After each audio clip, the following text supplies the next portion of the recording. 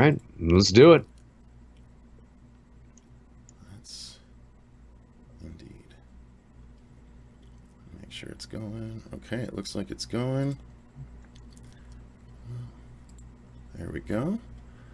So I've got you into Spotlight, and let's see if we're actually looking like we're live here. We are live. It looks like it. You just got to bring me up. There I am. All right. Let's make sure everyone can hear you, brother. Let's make sure everyone can hear you. Can everyone hear Mr. MCRAE and me?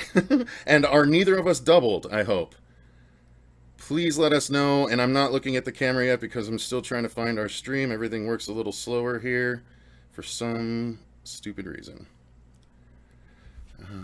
You know what? I could actually bring up the comments here. It looks like there's probably about a 10-second delay. We are live. Okay, let's see if they hear us. We're starting to see those comments roll in, and they'll see the comments for just a second.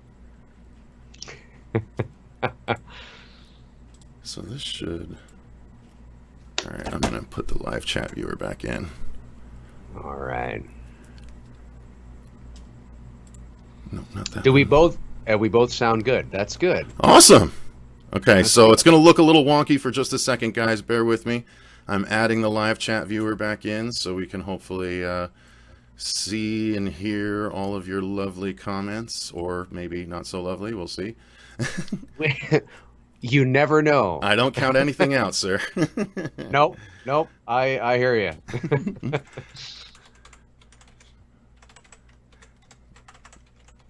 Yeah, we had a bit of an issue with XSplit and Skype, and that was the reason why we were taking a while to get everything going. And you know, just at the moment that we were about to go live, that's when things wouldn't work, and that's just hey, there it is. Right there. All right, so it is up, and I'm changing the colors to look a little more prettier, and then.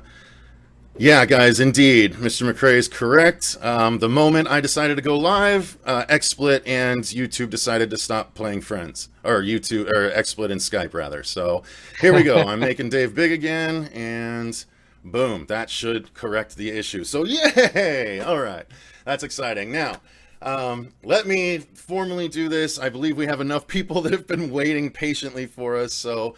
Hey everyone, welcome to the Horror Show. I'm Cecil Laird, and I am lucky enough to be joined by a gentleman for an interview that is a long time coming at this point. I first actually got to meet Mr. MCRAE here back at Halloween, the Halloween 40th celebration last year, and it was kind of an amusing story for me because I was just walking around and enjoying the celebrities, and then I see Dave kind of standing off to the side, kind of letting people come to him because he had already had that much, you know, sort of visibility in that time. And so I was like, oh, I was just as happy to see him as I was a lot of the Halloween celebrities. So I went up and I introduced myself, and luckily enough, I wasn't a complete stranger because when I walked up, he was like, I know your face from somewhere. And I was like, it was my Michael Myers versus PETA video. And you're like, oh, that's right, because it had just come out like a week prior. So so we chatted for a little bit. And one of the things that I mentioned was that I would really love to do an interview with him. And here we are now, 10 months later. Something like that, yeah. I guess, 10 months later. It's so unfortunately that's about how quickly I get to things, but there's actually a lot going on behind the scenes that Dave and I chatted about briefly in the messaging beforehand. So but yeah, guys, let me please welcome Dave MCRAE from his YouTube channel, as well as his fantastic voiceover career that I guarantee you've heard his voice whether you realize it or not, and amongst other things, uber talent in my opinion. So welcome to the show, Mr. MCRAE. Thank you very much. That was very nice. My whole life, I'm not somebody that really knows how to take compliments well. I find it kind of strange. So I appreciate it, though. Yeah, no, this is fun. I'm glad that we were able to sort of figure it out. We had to, kind of do it on the fly. But this is fun, and I'm looking forward to it. You were pretty much my calming influence during that. And you were like, "It's cool, man. It's cool. It's only a few minutes at this point. Here we are now, 25 minutes later. But oh, there we go. Listen, okay. if perhaps maybe if I didn't do live streams and didn't know what it was like you're about to go live and then everything just crashes, maybe I'd be like, what the hell is going on here? You know what I mean? But I completely understand it. I mean, last night, for those who are in the chat room who were watching me last night, we had a bit of a hiccup on a couple of occasions. So you know what? Shit happens. And fortunately, when you have good fans and viewers, they understand. So it's all good. Last night's stream being your follow-up to your your own personal version of the sequel of Halloween, or what the sequel of Halloween 2018 should be in your eyes. Yes. A substantial video. How long did the follow-up video get to be? Well, it was the actual video. The concept was about 2 hours and 20 minutes long. Right. Yeah. I almost got through it all at this point. Yeah. and then you fell asleep. And then I did a video where I uploaded. That was about maybe 13 minutes or so, where I just was sort of explaining the ending and the symbolism. And then to wrap it all up, I decided to do a live stream, and that was about I don't know, 2 hours long or whatever, primarily because of the technical difficulties. But it was fun to do. So there's basically 5 hours worth of Dave McCrae Halloween sequel material that people can go through. Yeah, that's right. Yeah. If you want to listen to that kind of thing, I guess. Yeah, why not? I mean, this kind of stuff makes for great podcasts, even if they don't have time to sit and watch it for the entire time. It's fun. I had a ball doing it. It was exhausting putting that, because it was just me talking for 2.5 hours, right? And I talk for a living, but even me, I was starting to get sick of myself by the end of it, and then putting it all together took another 6 weeks or so, because obviously it's in the middle of between doing whatever else I'm doing. So it was fun. There were things in there that I wish I could have added, but all in all, I think people really like, and it's got close to 30,000 views now. So yeah, I mean, for such a long video, that's incredible, and it's going to be super beneficial to your channel according to the YouTube algorithm. Yeah, exactly. And the feedback for the most part has been great. Like most people are like, "Oh, I totally get it. That's awesome," which that makes it that much better. Well, you gave everyone a Halloween movie this year when they should have waited until next year.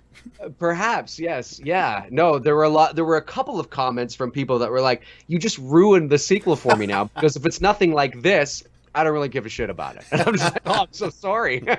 Well, so that's okay. That's why I'm honestly, that video, and I want to hit a couple of points on that video, and I will eventually, but that video is why people should be so excited about your upcoming fan film, which we'll touch on eventually as well. But the other thing I wanted to hit on with that video was, that video is pretty much, it could be a roadmap or a guidebook from anyone that is thinking of a movie idea that wants to. Just a second. Yeah, so go ahead. I think your little cursor is on me there, and I didn't know. Sorry. Some people were going to think it was a spot or something. No, it's part of the BB-8 shirt. Yeah. Okay. I just want to let you know. Okay, and continue. Now, where was I?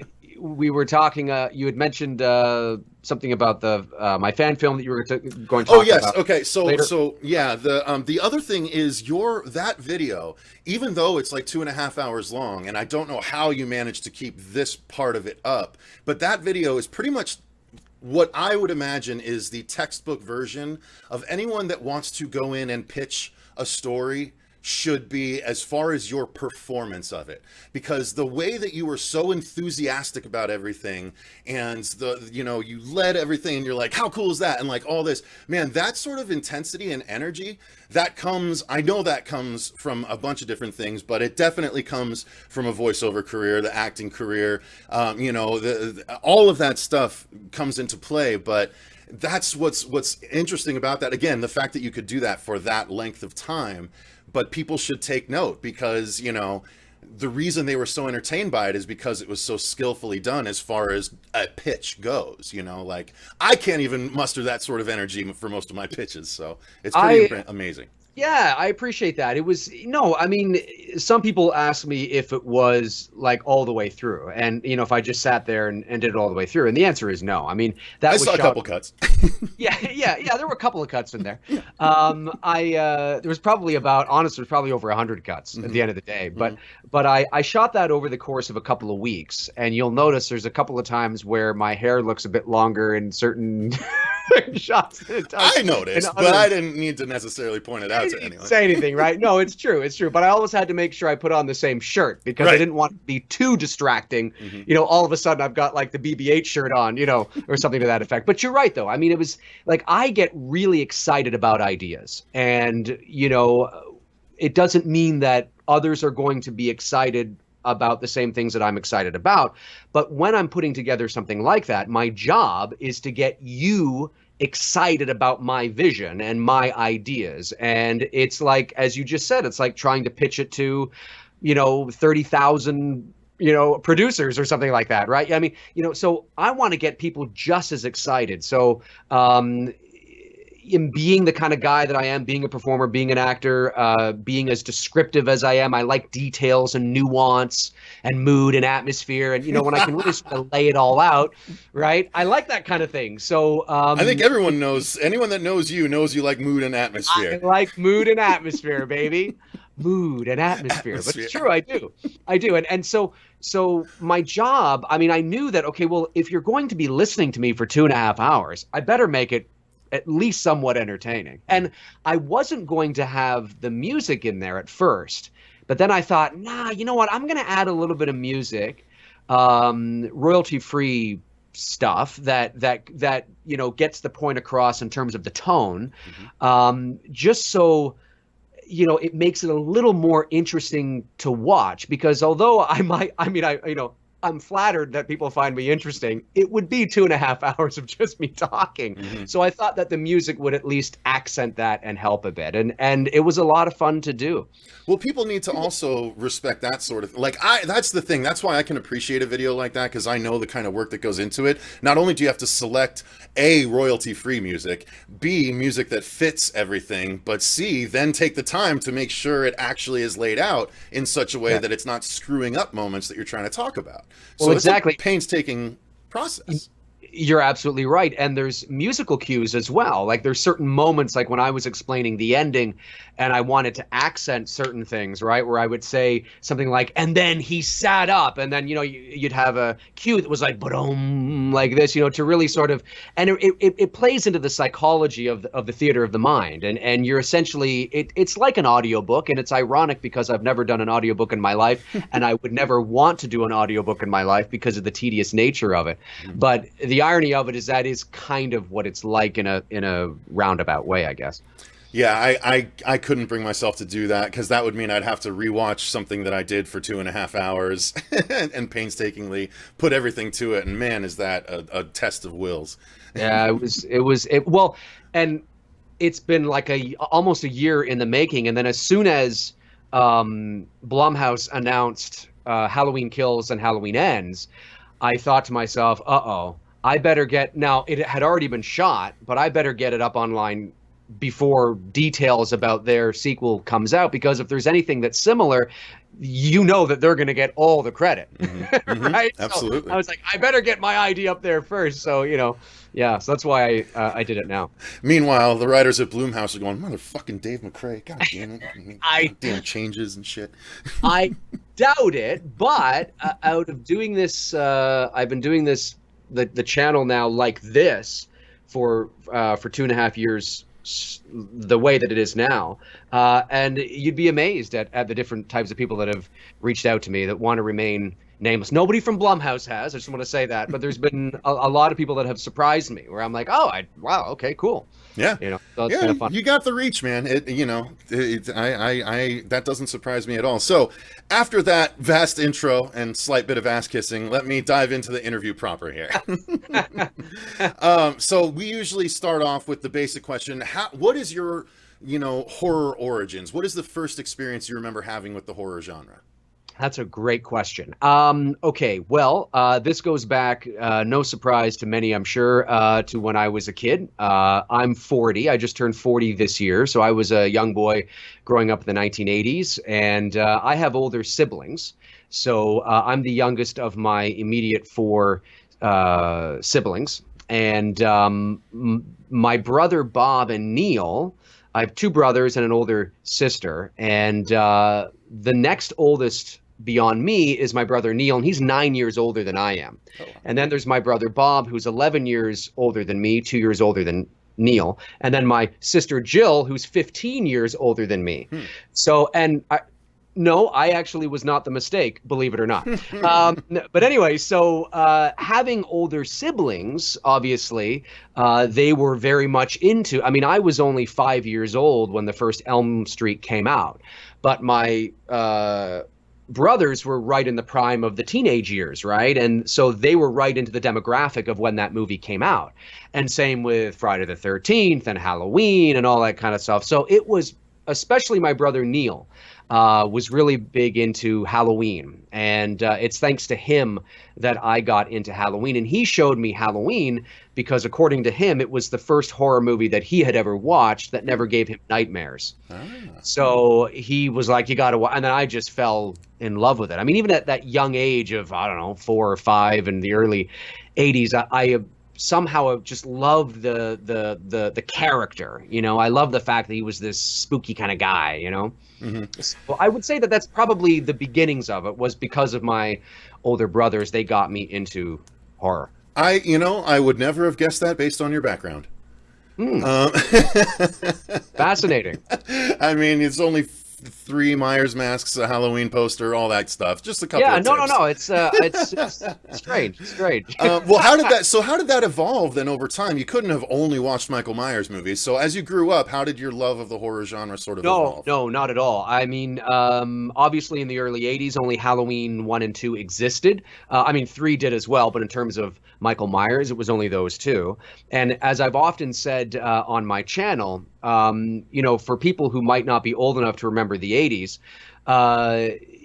Michael Myers was pretty non-existent. It was really all about Freddy and Jason. They were the icons of the horror genre, certainly the slasher genre. There you go, right? Yeah.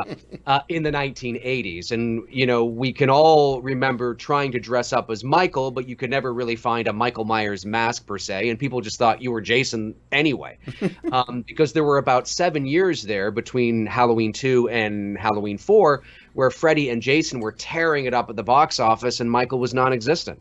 So I got into Freddy and Jason. And I fell in love with Elm Street and Elm Street 2 and Friday the 13th, 2, 3, and 4. And I remember, I think it was just before being able to purchase the Freddy Krueger glove and mask and little styrofoam hat from the store. And I made my own. It was a winter glove, and I had 3 Bic ballpoint pens taped to them.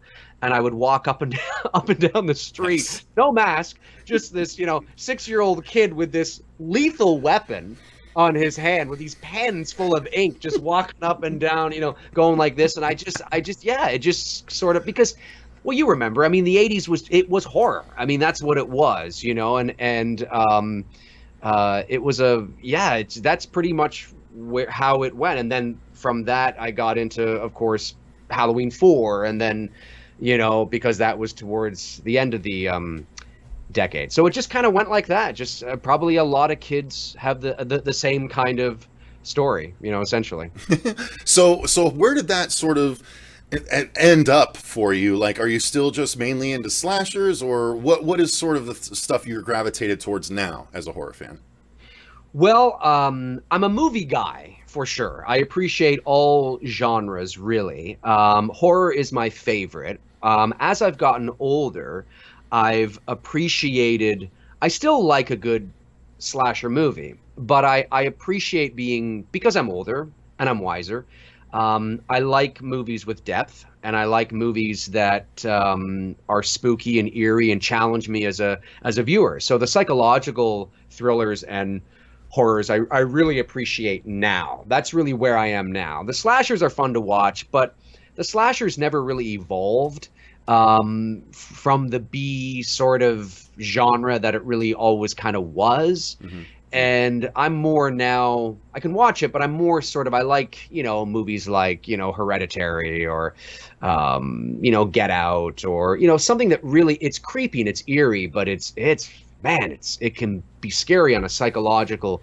level. Because at the end of the day, that's really what's truly frightening, in my opinion. So that's kind of where I am now when it comes to horror per se. But I still like a good slasher too. So okay, well, I'm gonna hit you with a quick lightning round then, because so obviously that's that's what you like now, but I'm gonna go through a bunch of the horror subgenres and just give me your initial brief thoughts on each one, whatever you want, a sentence to whatever you want. But I just want to get your opinion on them real quick. So, okay, we got slashers, we got the the more psychological thrillers and stuff. So, which, by the way, I agree with you. Hereditary was, I think, still the best horror movie of 2018. It was fantastic. 100%. Fantastic. Yep. Found footage. What do you think of found footage? I think found footage. Oh, so is this just supposed to be like a one kind of I mean, you can go as much as you want. It's meant to be a lightning round because I know it can take forever with the amount there are, but it's up to you. Found footage is it's great, but it's oversaturated. It's not utilized in the ways that it should be. I think the Blair Witch Project is still the epitome, the quintessential found footage film, even though it's not. I mean, it is kind of boring in some respects, but at the same time, it's also got some great moments.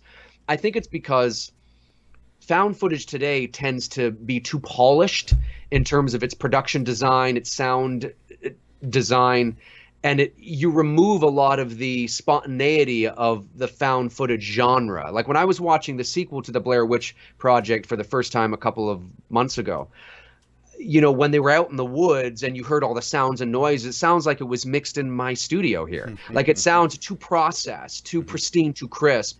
Whereas when you watch the original Blair Witch, everything sounds like it's part of the elements, and it's actually happening within the space that they're in.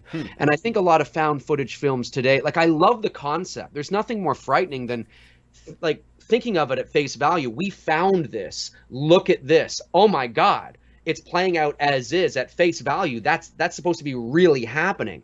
Like it can be frightening. I think the first couple of Paranormal Activities were actually quite good. And then they got into the sensationalism of it all. So that's what I think about found footage. It's lost its mojo, I think, at the end of the day. That's fair. I think that's a fair assessment. Torture porn. Torture porn. Your Saws, your Hostels, obviously. I think it has its place. I do, and I think when it's done well, it can be frightening and exciting and like, oh man, like the first Saw was great, and I thought the first Hostel was frightening, but I think it has a shelf life. I think there's only so much you can watch of that. Fair. Paranormal movies. Paranormal movies are. Again, I mean, it can definitely has its place, but oversaturated and too focused on the teenage college age. I think they got to get rid of that, or if you're going to do that, I shouldn't say get rid of it because, of course, I'm writing a film now that I've been writing for years that is based on that age, but make it more mature. Paranormal. I mean, that's also your Insidiouses and stuff like that have been coming out recently. Okay. Well, there's a perfect... right. Less is more. Like, when you think of The Conjuring and you think of the first Insidious, fantastic. Less is more. I mean, those two films were great. The Conjuring was... Of course, they were both directed by Juan. But, yeah, they were really good. So when it comes to paranormal... Like, get in here. Get in here.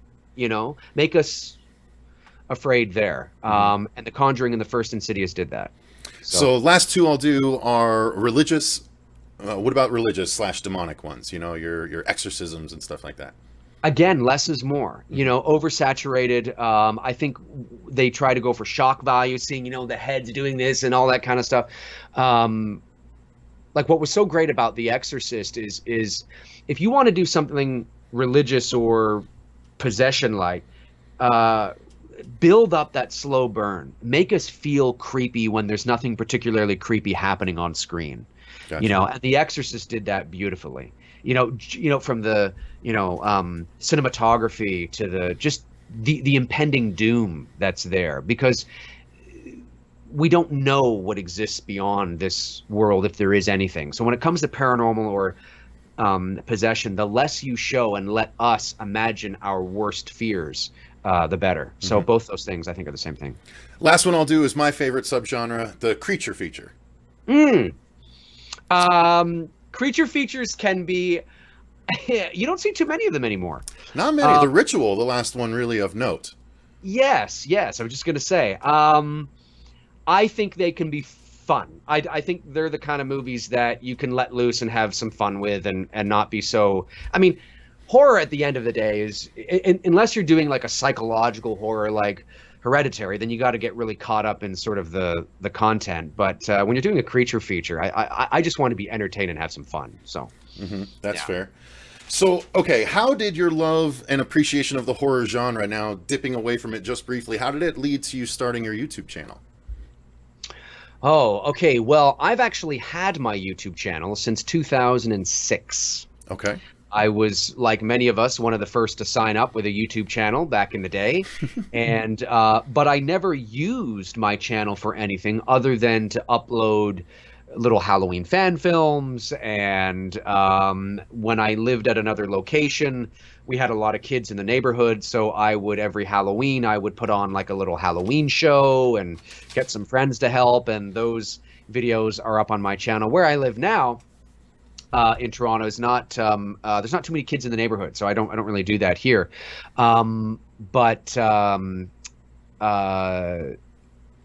Sorry, what was the question again? I had a brain fart. How did it lead to your channel actually starting? I mean, you pretty much answered it. Yeah, started from the beginning. Yeah.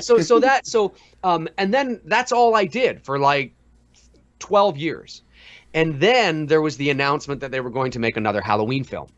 And John Carpenter was coming back on board. And I was venting and ranting and talking and expressing and talking. And my girlfriend was the one that said, Dave, why don't you get on there and, talk to somebody who cares, MCRAE. It was probably that kind of thing, right? But she's great. But it was like, why don't you get on there and because people probably, you have a lot to say, so why don't you get on there? Get right out of town. Yeah, so I was like, all right. I think at this time I had maybe, 580 subs or something like that. This is, I think, beginning of 2017. Maybe I had close to 1,000. I don't know. So anyways, I got on there, and I think the first video I did was just talking about what I think they should do for the 2018 movie. And this is like spring of 2017. And then my channel got a bump when it was announced that Jamie Lee Curtis was coming back. And I did a video on that, and I think it got like 4,000 views or something. And I was like, holy crap, 4,000 views, it was like, it was unheard of, you know what I mean? And that's sort of what happened. And then people it continued to grow and grow and grow. And here I am now, have this YouTube channel talking horror and movies and stuff. It's great. That is awesome stuff. Let me actually make sure that I'm going to make sure the link is in the description box after we finish. I don't want to take you off camera right now to do that, but okay. The link will be there, guys. You know what? That's kind of shitty. People should be able to subscribe right now. So let me make sure I can add that in. Settings. I'm going to do that really quick here. But Dave, let me just jump into the next question then. So you have a very, in my opinion, enviable day job. Will you tell the audience just a bit about what you do? Yeah, for those of you that may not know, I am a full-time professional voice actor. That's my day-to-day job. That's what I do. That's how I make my living. And I've been doing that for almost 20 years now. And I've been doing it full time since 2006. And yeah, that's what I do. I mean, I do voiceovers for network promos, radio and television commercials, movie and game trailers, narration, animation. That's the exciting excuse me, that's the exciting side. And then, of course, I also do corporate presentation and training videos or e-learning or IVR prompts. IVR means interactive voice response. That's when you call like your cell phone company and you hear, hello and welcome to Virgin, blah, blah, blah. Press 1 for, press 2 for, whatever. I do that kind of stuff as well. And yeah, I've been doing it since, well, like I said, almost 20 years, full time since 2006. So that's what I do. Do you have any examples? I know you've posted some of your past projects on your pages before, which is how I'm like, holy shit, I had no idea that was Dave doing that. Are there a couple of things that you've done that people would probably not even know that you did, like trailers or anything like that? Well, trailers is tricky because with trailers, it depends. Like, I'm not the only guy that obviously does them, right? And there's guys in Hollywood who live there and that's just what they do, like Ashton Smith or, oh God, what's that other guy's name? Scott Rummel or like there's a lot of guys that's just what they do. And but every now and then I have the opportunity to do it as well. And I've done trailers for I did one for well, I guess it was a 30-second spot. It was a commercial for It. I've also done one for Get Out. I've done Lego Batman, Inside Out, Big Hero 6, Lego Ninjago, what else? Peter Rabbit, The Descent back in 2005. That was actually my first trailer I ever did. Nice. Was The Descent, yeah, in 2005. That was I think a TV spot as well. But some people are like, but I thought it was, it depends on the region. If you're just living in Los Angeles, you might just hear these ads. If you live in a certain spot, you might hear the Spanish ads as well. If you live up over here, you might hear me. It all depends. Like if you live in the UK, you're going to hear somebody different. You know what I mean? So it all depends, but yeah, I've had the pleasure of actually voicing some pretty big films, so it's been cool to do that. And then with commercials, right now, because I'm in Toronto, so I would say about 75% of the work I do is Canadian, which goes across Canada and Toronto, and then the rest is worldwide. And I just finished doing a bunch of Slim Jim spots, which are U.S. ads. Okay. So if you see a couple of Slim Jim spots, I think they're going to be airing soon because they just came back to my agent and said, we want to use them again, so we're just going to pay Dave. So I don't have to do anything else, right? It's Nice. work I did last year, but they're like, well, we want to use them again. Here you go. I'm like, I feel like John Carpenter. I'm like, all right, there you go. That's fine. I'll just hold my hand. That's pretty freaking Put awesome. a check into my hand and whatever. Sometimes that happens. So that's always kind of cool. But it's, I think the tagline is, what's it? Snap into a bold flavored protein, snap into a Slim Jim or something like that. Snap into bold flavored protein, snap into a Slim Jim. It's something like that. So if you see that spot, that's that's me. That's a US spot. And then last year for the 40th anniversary convention, I was not there just for that. I was also there doing some VO work for a couple of toy ads. So so it's like my portfolio is online. You can go to The Voice Man. The Voice Man has 2 N's, thevoiceman.com.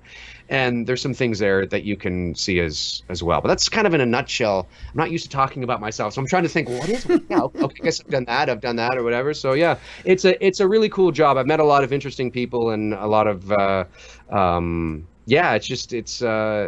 I have no complaints. Let's just put it that way. Do you have anything in the voice world that you haven't been able to do yet that you have your eye on that you'd love to be able to do? I would love to do more animation. My bread and butter, my portfolio, I have a very thick portfolio when it comes to trailers, promos. Okay, zip it up, buddy.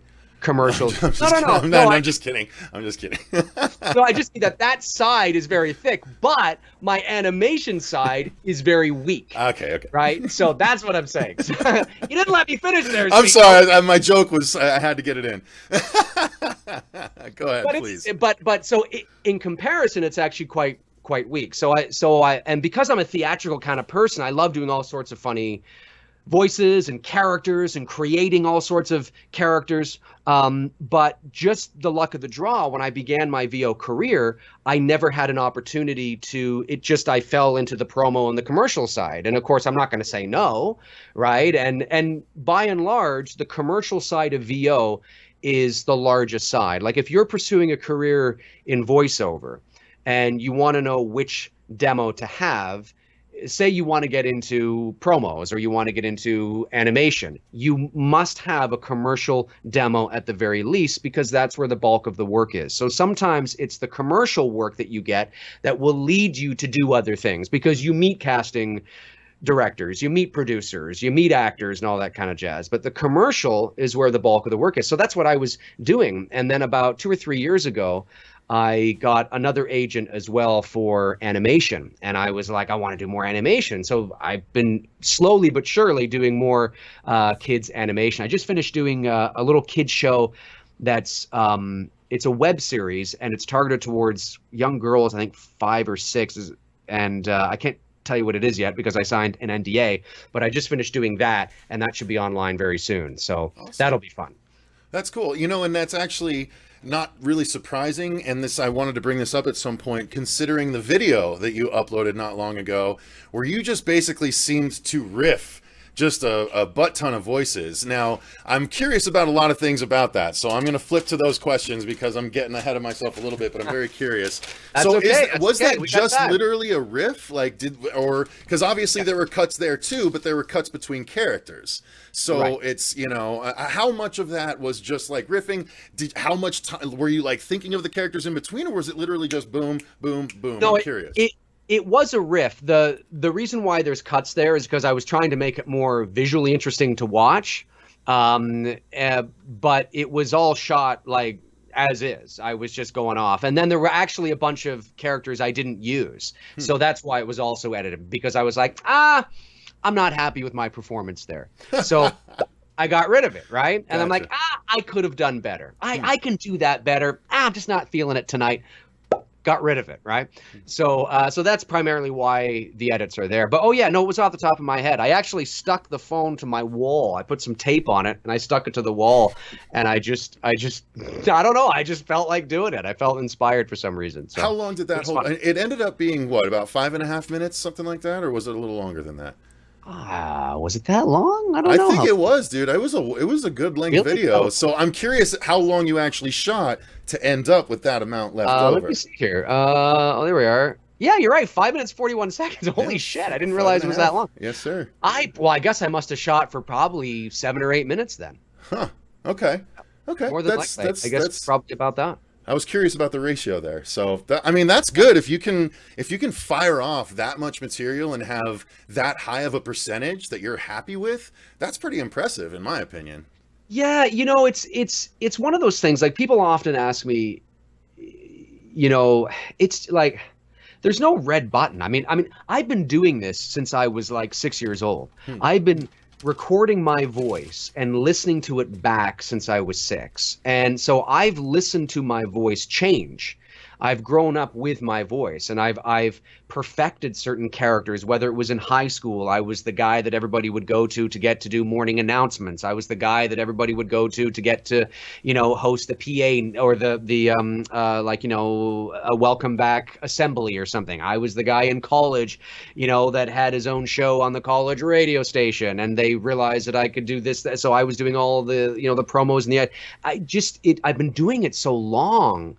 And I don't mean that in a braggadocious way at all. I mean that as just why I think I'm able to do it so quickly, because it's like a muscle, right? And when you work the muscle for so long, you're able to jump in and out of characters so fast. I wouldn't be able to do that if I didn't do this for a living. Not at all. Like, it's not a magic thing that I do. There are as people know, there are amazingly talented actors and VO actors out there that can do it as well, and they do it because they've been doing it for years and years and years. Mhm. And it's just easy to jump and just do that very fast, and whatever you're gonna do, right? Sorry if I blew your ears off. No, not at all. No, it's just interesting to me because, dude, I mean, based on that video alone, it feels like you'd be at home on a podcast with Rob Paulson and Maurice LaMarche and just having a ball riffing and shit. Like it seems like you're on that level. It's pretty impressive. They are, yeah. Maurice LaMarche is Canadian, by the way. Huh. And Rob Paulson, yeah. I mean, legends. I mean, they are legends. And Eric Bauza, actually, who is the voice of, he's doing all the Bugs Bunny and Daffy Duck voices, I think, now. He's from Toronto. He's Canadian as well. And so there's some good Canadian representation down there in the Looney Tunes world. And the thing with me is that I'm not an impressionist, right? That's definitely a side. Like, some people will say, well, do that voice or do that voice or do that voice, and I'll just be upfront and say I can't do it. I'm not an impressionist, and I'm very weak with authentic accents. If I had to really pretend that I was French or that I was Italian or Spanish or whatever the case is, I would convince nobody. If I had to do a caricature cartoon, it was like, whatever that was, right? That I could do because it's a character. You know what I mean? Or I'm yes, but it's a stereotype, right? It's a cliche character. So those are kind of my weak areas. And Rob Paulson and I mean, I'd be intimidated being in a room with them. But at the same time, I know that I could probably keep up with them. Yeah, I probably could. That's what I would say too. So I've got one more voice question to ask you. I'm going to save that though towards the end. So sure. Yeah.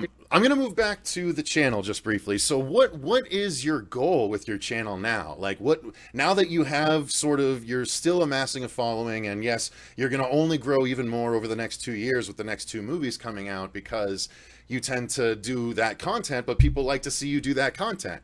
Do you think you'll continue to do that, or are you like starting to get burned out on it? And then also, what is your ultimate goal with the channel?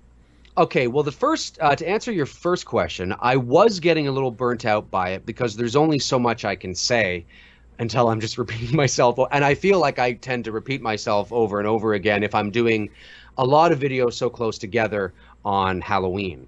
And I'll be honest with you, I'm surprised that I'm flattered, and I certainly am glad and appreciative of the response, but I'm surprised because I'm a self-proclaimed Halloween purist. So I don't particularly enjoy or watch the series as a whole because I think it went in a horrible direction. And I think most— Don't tell that to Lee McCoy. Okay, yeah. Hey, Lee, if you want, Lee's great. Lee's awesome. Yeah, of course. We all love Lee. Oh yeah. That's why I feel comfortable poking fun. That's right. But I'm kind of surprised because people want to know my thoughts on this, and really I could just be like, shit. I don't, obviously, because I do have. There was no mood or atmosphere. That's right. But so it kind of does surprise me, and then I realize that, I realize quite quickly that what's my value here. Because when I came onto the scene, people like yourself and Lee McCoy and Cody Leach and the guys over at Wham, and I mean, you guys were already seasoned veterans doing this. And although I had my channel for, 12 years, I wasn't uploading really any content. So when I came onto the scene, I was very new, and I knew that what's my value? Like, what do I bring to my channel? And I started to realize, well, I've been working in the entertainment industry for nearly 20 years, and I've met a lot of interesting people, and I went to school for, not that we all haven't, lots of people go to, college to learn about film. But I thought to myself that maybe I could bring a different perspective to it. Maybe as a voice actor, as a performer, somebody who works with directors and agents on a daily basis, even though it's on the voice side of things, it's still connected to the VO industry. I'm constantly signing NDAs and all that kind of stuff. So when I see, articles talking about NDAs or what this means or what that means. I thought maybe it doesn't mean I'm going to be right, but I thought maybe I can bring something a bit different, maybe from a different perspective. So that's what I decided to try and do, maybe, and sort of maybe kind of maybe, hey, everybody's talking about this, but have you thought about this? You know, or everybody's talking about this, but have you thought about that? And I know in the very beginning, people thought that, you know, I wasn't making any friends very fast. Look at this guy. He thinks he's so full of himself. I'm like, I'm one of the most down-to-earth, non-judgmental, chill people you'd ever meet. Like, I mean, you know. But you're also no bullshit, though. That's what's nice. Oh, 100%. 100%. 100%. But when I'm on my channel, the theatrical side you see of me, right? You know, and the blunt is it's not that it's not real. It is real, but I'm hamming it up because I'm on camera. It's not like I leave my room going, "Hey, what's going on?" You know, I don't I mean, you know, no, it doesn't happen. And what was the second part of that? Where do I see the channel going? Mm-hmm. I really don't know. I really don't have an end game for it. I never had a goal. I just turned on the camera and thought, okay, here's what I have to say. And if people agree with me, that's awesome. Because we always like it when people agree with, you know, us, absolutely, right? Absolutely, sure. But if they don't, then that's okay too. Mm-hmm. And I have bluntly sometimes said, I really don't give a shit. And that's my theatrical way of saying, it's okay. If you love that movie or love that such and such, I can never take that away from you. Mm-hmm. But I always tell people, don't come to me to find out what you think. You know, you already know what you think. Come to me to find out a different perspective. And if you agree, that's great. If you don't, that's okay too. But it's just, I don't know. I like, it's not that it is definitely me, but certainly I do ham it up for the camera because I'm a performer. I can't not ham it up. You know what I mean? You and Cody Leach are very similar in that sense, where you just don't care. You know, you're like, I'm going to give my opinion, and look, if you like it, great. If you don't, great. Thanks for watching. But you know, like 100%. But I think people resonate. That resonates with people. Yeah, I think you're right, Cecil, and you have to. Like, I learned very early on and I'm sure you know this. I mean, you know, you got a lot of subs as well. So it's the kind of thing where, you know, when you start to gain a bit of a following, you know, you start to get, people start coming out of the woodwork. You know, you get your trolls and you get these people and you get that people. And I've been accused of having like 5 or 6 fake accounts. I've been accused of, you know, responding to certain people. But I don't know who the hell they're. If anybody is pretending to be me, it's not me. If anybody sounds like me, it's not me. If I can't help who gloms onto me and starts wrapping their lips around my ass. I can't help who does that, right? But people do it, and I'm just like, you know, they're like, oh, you're such a MCRAE, you know. They'll say things like I'll read it, and they'll be like, and they think this person is me, and I'm like, I don't even know who this person is, but I've been accused of that. I've been accused of everything under the sun. I mean, it's quite the interesting experience. You'll know it's me because it's me responding. I have no issues responding under my own account. But that was an interesting experience when I started getting accused of being like 5 or 6, you know, different people. And it's an interesting experience, this world of fandom and YouTube. You know, if your audience don't call themselves the McCravers, then I think they're really missing out because they're craving MCRAE all the time. You know what I mean? So.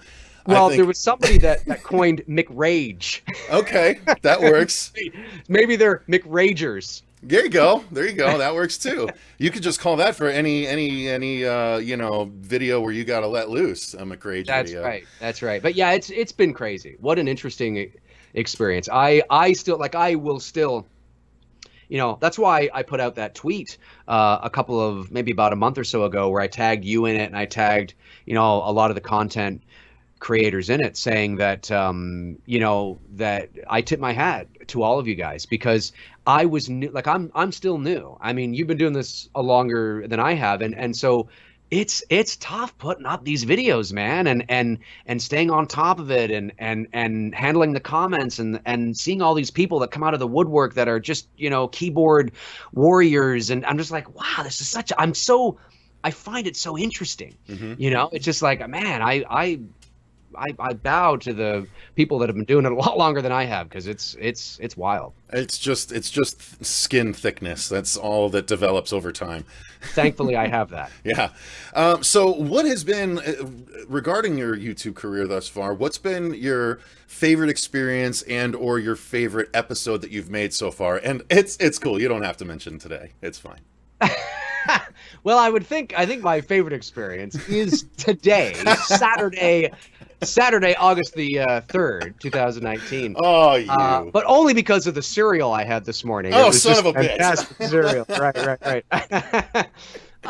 My favorite YouTube. You know what? I think, honestly, to be fair, it is moments like this. It's moments to be able to connect and meet other people. I know that sounds like such a cliche thing to say, because I would hear people mention those kinds of things before I ever started uploading any videos on a consistent basis. But it was like meeting you at the convention, and it's doing the Two Dudes and Some Bullshit that I do with Tony, and he's in Atlanta, right? And you're in Arizona, I think, right? Correct, yes, sir. Mm-hmm. Yeah, right. So, and I'm up here in Toronto, and then, the guys at Wham are down in, is it Kentucky or somewhere down there? They're somewhere down there in the South, yeah. I know Lee's in Florida, I believe. Florida. Mm-hmm. Right. It's just so, and so when I got on to do the Hallow streams with those guys, it's just fascinating. And then Jimmy Champagne, we've exchanged a couple of DMs before, and he's out in Los Angeles, I think, or he's back and forth between LA and his hometown or whatever it is. It's just, that really is the coolest part, because as a voice actor, the great thing about being a voice actor is the anonymity of it. So I can walk down the street and I'm not necessarily recognized, which is really cool. But you're in solitary confinement a lot. I mean, you work from your home studio in the confines of, just being isolated really the vast majority of the time. So, and then when you do your own YouTube videos, it's the same thing. So to be able to connect like this and reach out and that really is actually probably the best part about doing this. And then, collabing on things and a rising tide raises all ships, right? Mm-hmm. And that's I think is probably the most fun. In terms of my most interesting video, oh, geez, I don't know. Putting you on the spot. That's tough to say. I'm going to think about that one. Okay. All right. Fair enough. This one. So let's go ahead and segue into something that you've had right above your head this entire stream. Let's talk about It's Me, Billy. Okay. I know you've let your audience know about it a little bit. Go ahead and fill my audience in. If you wouldn't mind. No, not at all. It's Me, Billy is a fan film that I am currently in development on with my best friend, Bruce Dale. Bruce and I have known each other for nearly 30 years. We go back to grade school together, and he works in the film industry here in Toronto. He's a filmmaker as well. And It's Me, Billy is a fan film based on the original Black Christmas from 1974. And Black Christmas is a Canadian movie. It was shot right here in Toronto. The actual sorority house, it's not really a sorority house, but the location that acted as the sorority house is not too far away from me. So it's still there. And Black Christmas is it's begun to get sort of more of a following now, I think, because of the internet and stuff. It's a slow burn. It will even more so at the end of this year. That's right, because of the remake, which I'm not really happy at the sounding of the remake. Yeah, no.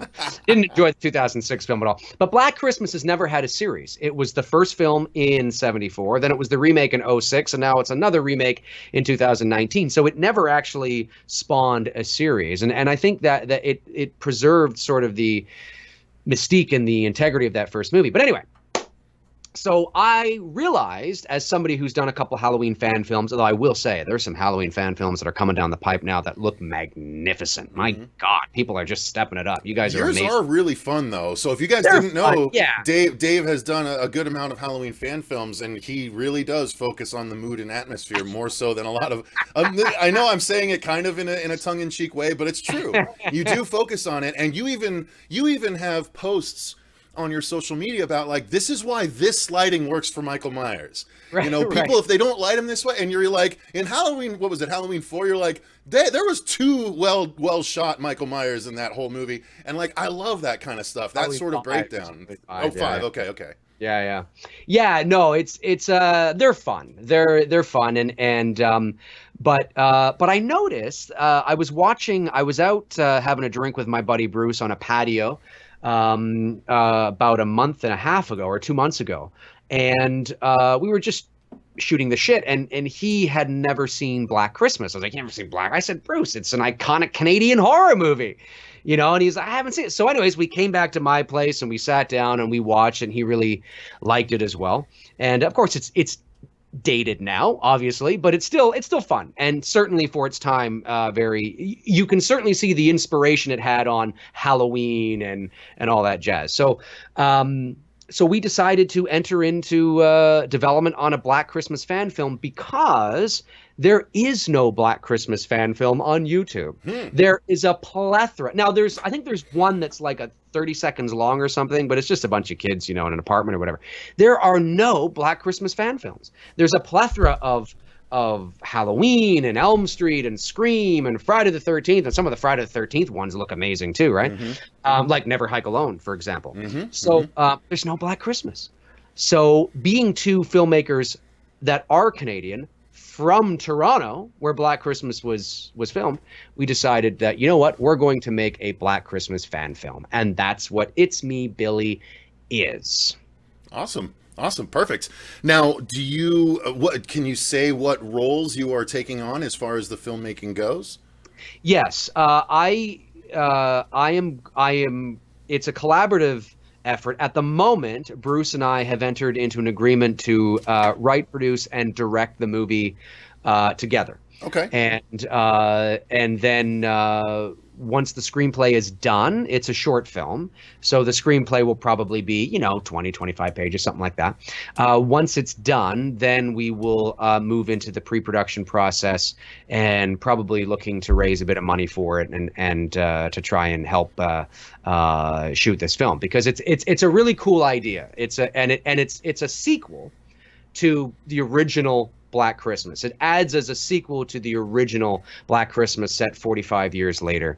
And the tagline there on the poster is, "You always knew he'd call back." So Billy is alive. He might be 70, but he's alive, ladies and gentlemen. He's alive. Well, that's really awesome. I mean, personally, I'm a big fan of projects where, people bring back original continuity a bunch of years later. Yeah. People have no idea how much I like that just yet. Yeah, and the fact that there's no Black Christmas fan film. I mean, I could do another Halloween fan film. I could even do a Friday the 13th fan film, although the bar has been set very high. We could, but nobody's doing Black Christmas. And to a degree, I understand. I mean, it's one of those films that it's a Canadian film and it's seeped sort of under the radar a bit. But I'm like, let's do it. Let's make it really creepy and eerie. So that's what we're going to do. That's really awesome. I mean, I was really happy to hear about that. Now, are you planning to submit it to festivals or just release it on YouTube and leave it at that? We're not sure yet. Depends how good it turns out. To be continued. Yeah, exactly. If it's worthy of a festival circuit, maybe.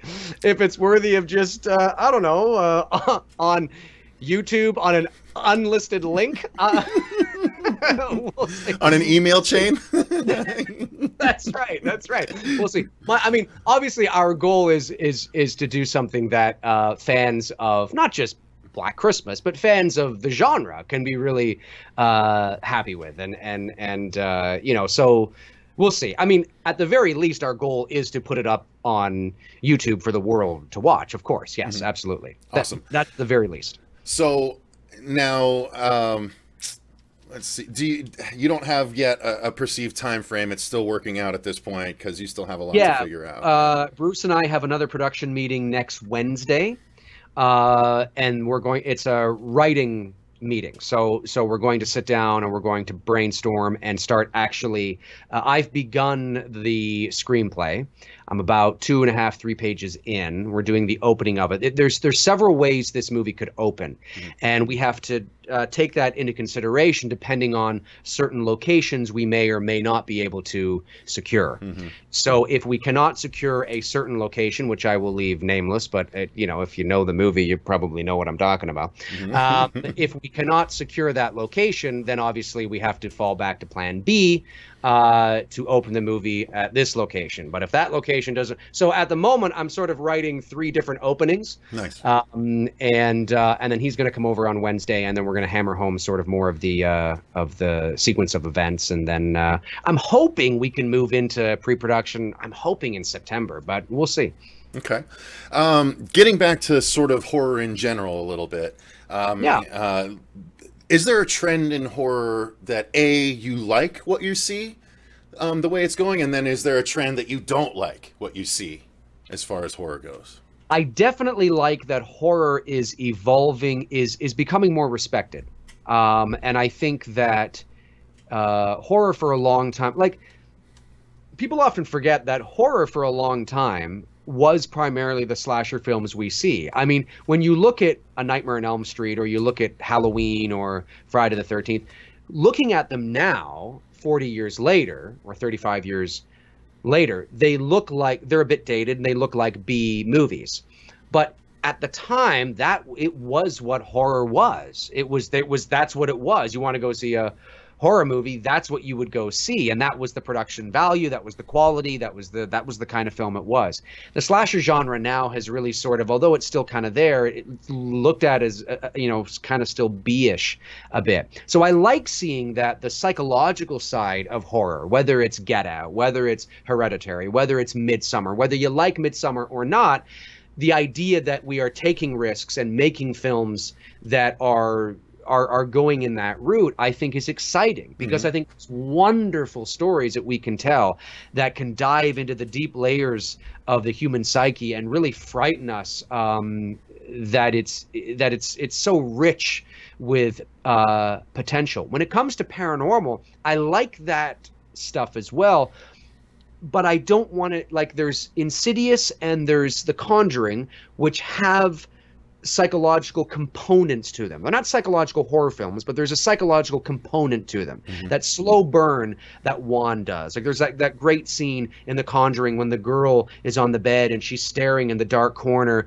and she's like, there's somebody there. But there's, like, you know what I'm saying? And you don't see anything, and then it cuts it and it's the next day and you're like, geez, this is like, I feel like I'm on this, this roller coaster that's going like this. So Juan is genius at that. I wish more paranormal films had more of that, because it would give some credibility to the genre rather than just the cheap thrills that you see in The Nun or Slender Man or whatever it is. So, so yeah, I guess I like the psychology of it. I like that we're seeing more films like that, because they're the ones that creep me out now as a 40-year-old man. And what I don't like, I guess, just seeing the barn burners of those cheap one-off teen horror flicks that just go nowhere. I just wish we'd get rid. I don't know who the hell is watching them or who wants to see them. The Truth or Dares of the world and whatnot.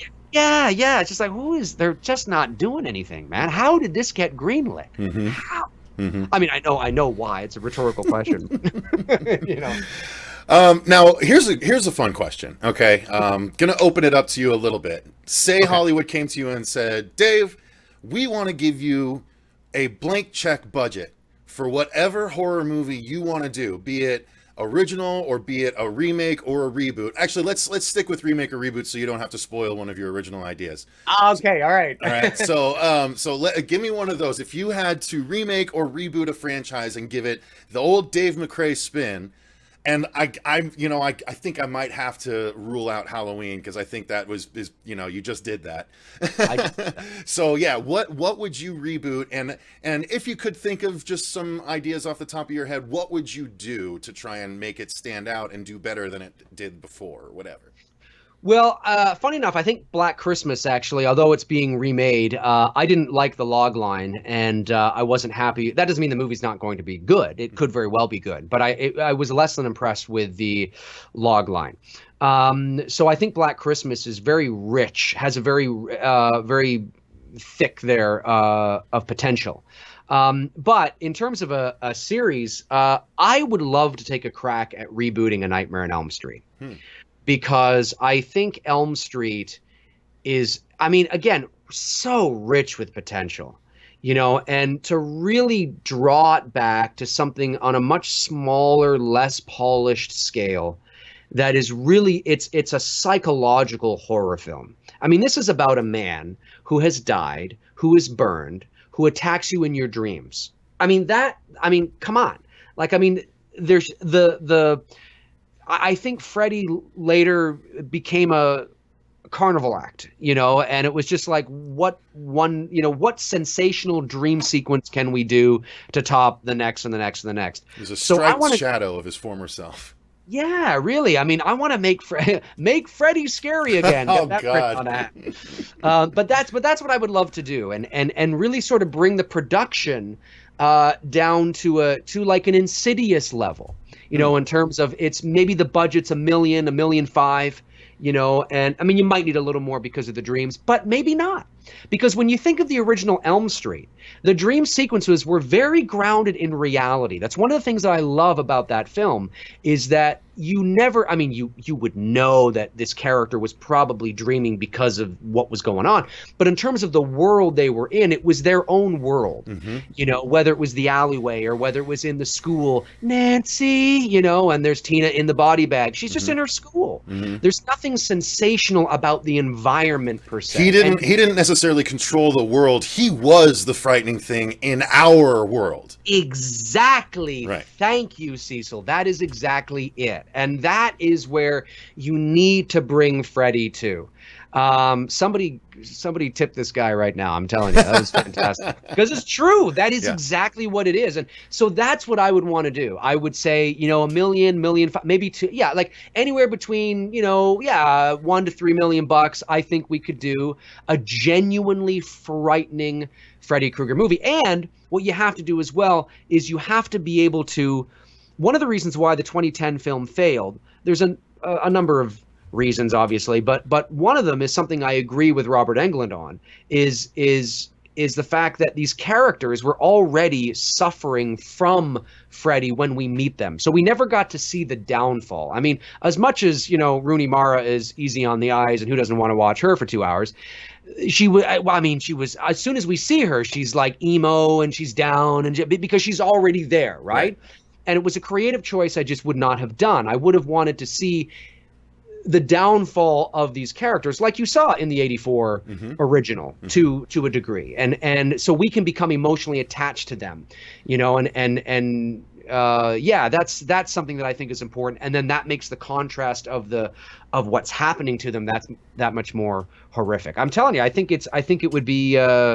That's where I think you need to go with A Nightmare on Elm Street. And I think if they were to come to me and say, what do you think we need to do? That's exactly what I'd say. That I think would give you the best probability of success.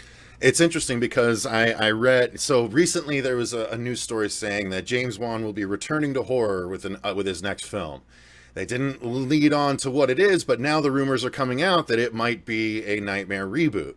So now I actually said in a video of ours maybe a year ago when we were talking about, what would we, I can't remember what video, but we talked about what we would do and who we would want to reboot something. I said, if anyone was going to reboot Freddy, I think James Wan could do it tremendous justice because he has such a tremendous eye and he knows how to build tension and he also knows how to be scary, where it needs to be. So it's kind of interesting that it might be happening. So what are your thoughts? What would you think of a James Wan Nightmare?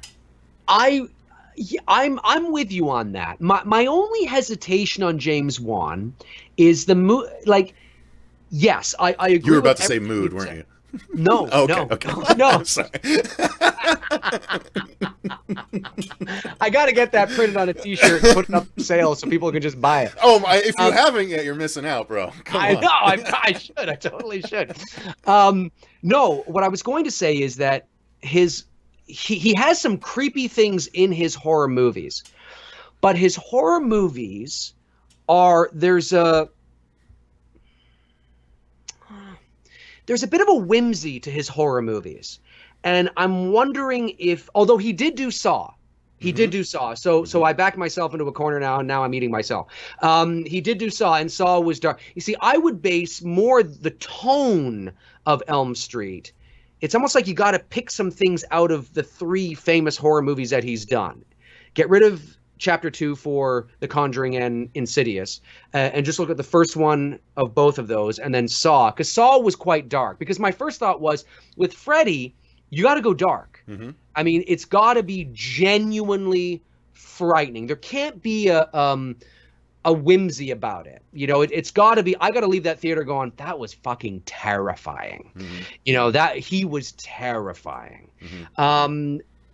And I think, thinking of Saw, the first Saw, because a lot of people forget that he directed that first movie, that was terrifying. Mm-hmm. You know, the concept of that. So I would be. If they said that James Wan was doing a reboot of A Nightmare on Elm Street and he's going to direct it, I would be optimistic. I would be okay. I need to hear more though, because I want to know, you know, he just finished doing Fast and Furious and Aquaman. So I want to see, you know, can he get back to, you know, I want to see where he is. What he did. He did kind of pump life back into it.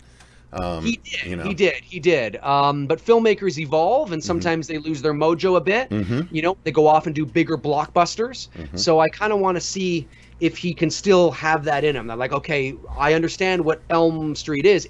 Elm Street's not a gigantic blockbuster movie. Mm-hmm. It's going to make blockbuster dollars, but it's a small film. Mm-hmm. And I would be interested. I'm like you. That would have my attention at the very least. If you know, and I wouldn't put it outside the realm of possibility, considering he's, you know, producing. First off, he's coming off of a hugely successful Aquaman, so he can handle a big property, even though he kind of is originating it. He's helping produce the horror shoot off of Aquaman, The Trench, which is great because those creatures are frightening as hell, and they were fantastic in the comics. So if they actually follow that and just leave Aquaman out of it, it could be genuinely. It would be like Jaws, but with creatures that could come on land and fuck you up too. Like that's what would be really cool. So it wouldn't surprise me if the studios were like, well, look what he did with Aquaman. Like, what if, you know, he started in horror? What if we gave him the name in horror? You know, just like Aquaman's a name. Let's give him a name, see what he does.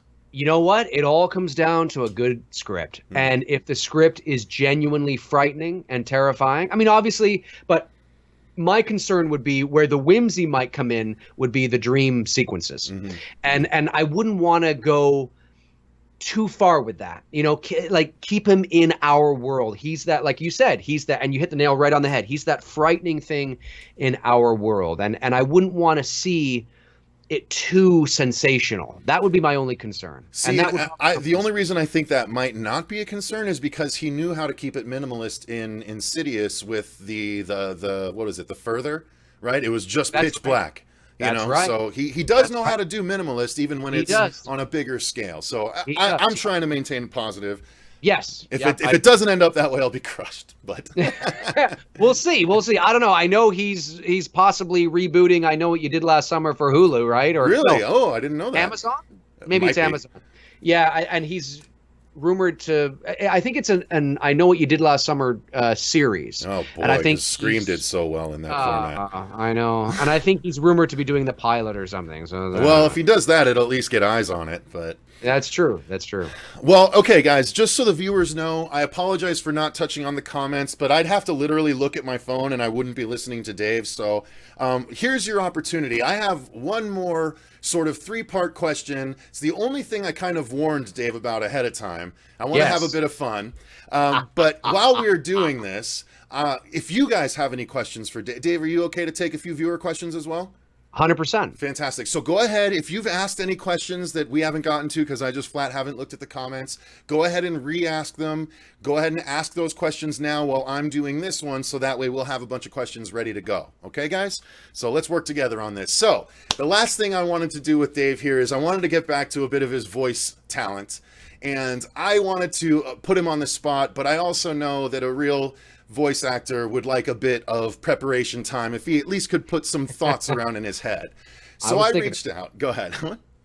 No, I said I was thinking about it. Okay. So I reached out. I said, I would like to get your vocal take on a few different fun things in the horror genre.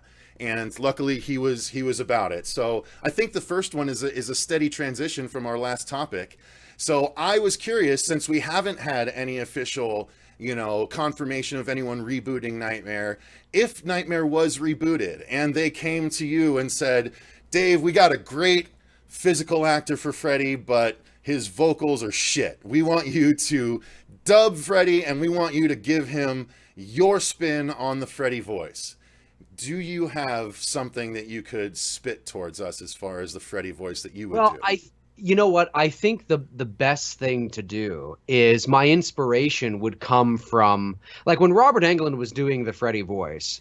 Ironically, now that he's 70 years old, or 72 or 3 or whatever he is, he actually can do the Freddy voice almost to the pitch that they lowered it in the early Elm Street films. Mm-hmm.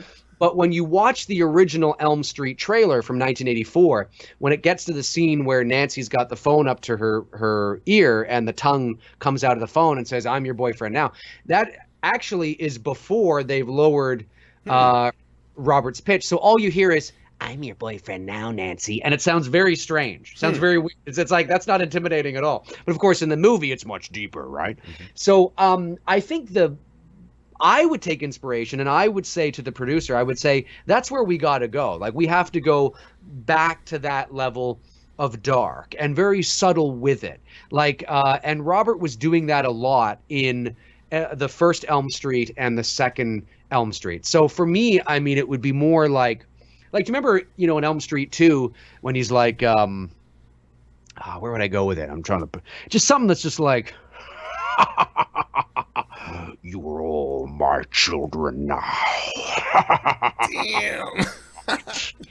Now, this is God. Like, just something that is so visceral and so intimidating.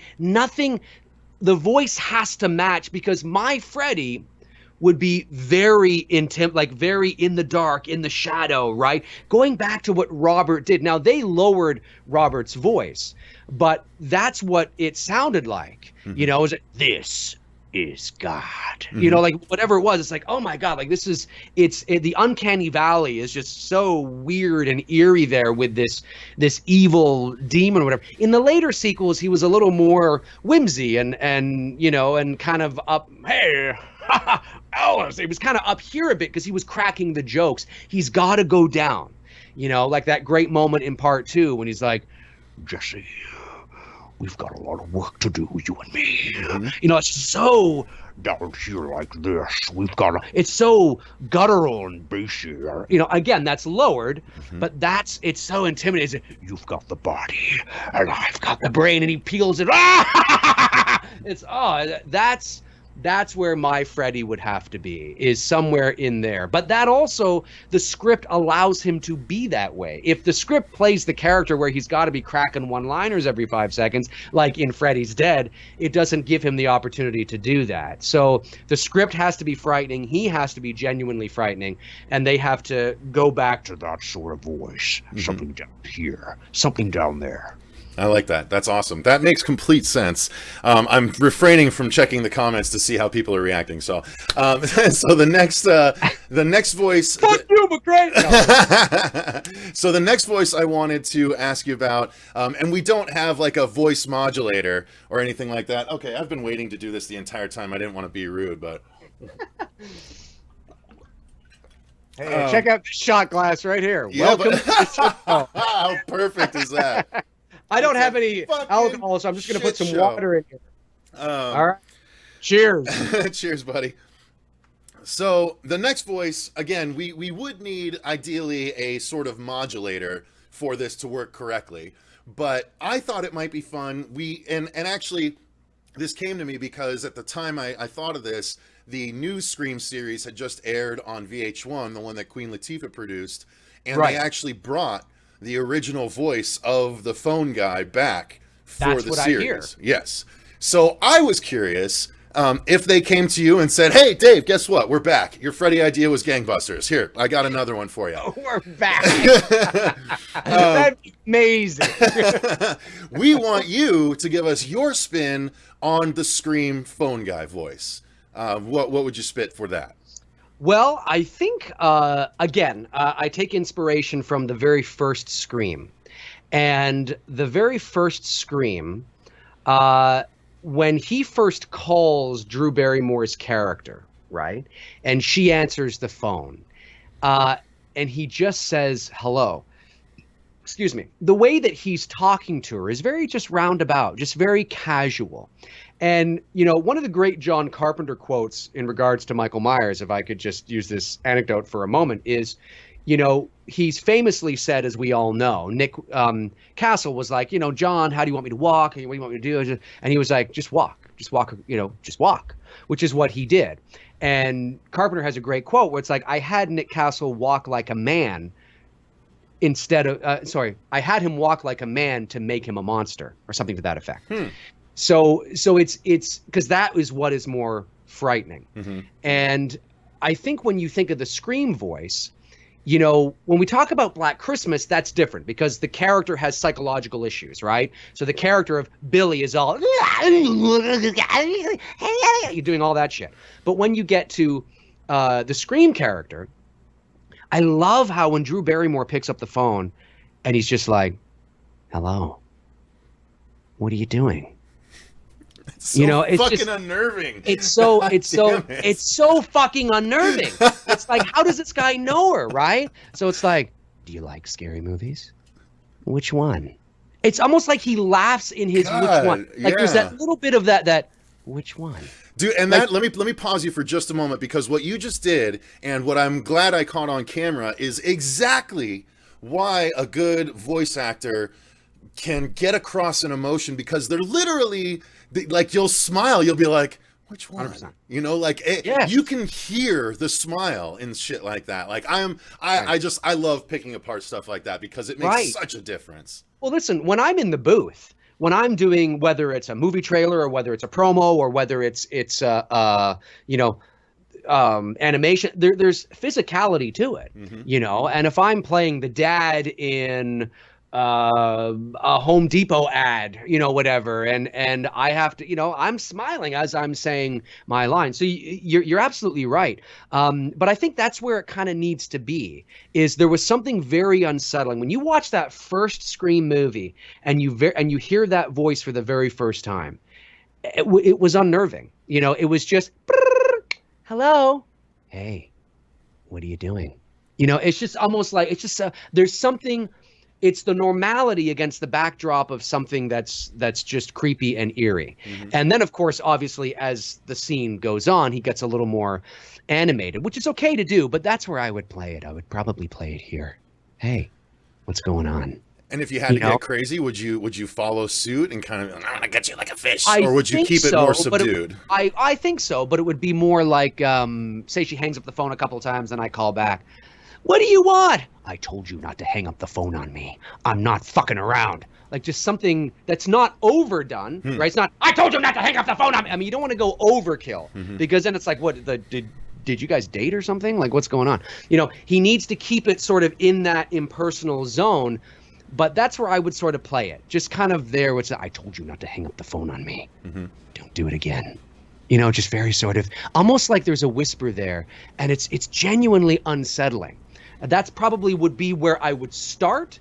And then if that's where, you know, that may not be where I end up, because the director might be like, oh, that's good. I like that. Can we have a little more of this? Maybe, you know, a little less of that. But that would be where I would begin. And then how they shape me and where they pull me, I'm not too sure. But I would probably start here. Hey, what's going on? You know what's so great about that too is that sort of delivery, even though you're not in frame with Sydney, it makes you feel like you're right over her shoulder.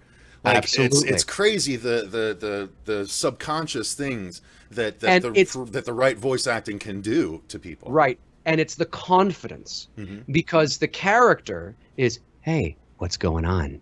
You know, he's so confident. You know, he doesn't know who this person is, but he sounds like he does.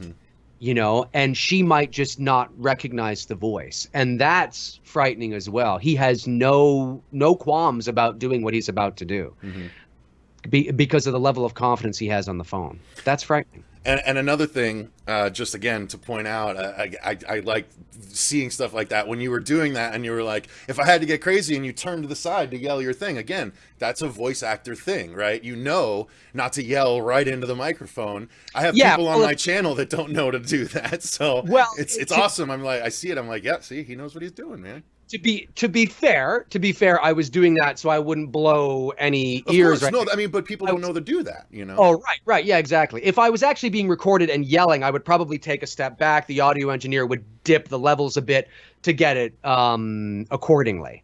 But I would still sort of be on mic. But yeah, no, you're right. Yeah, no, it's that's where I would go with that, I think.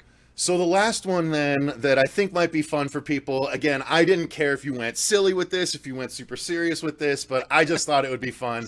Again, considering now that it apparently is one of your origins for your love of horror, I thought it might be fun.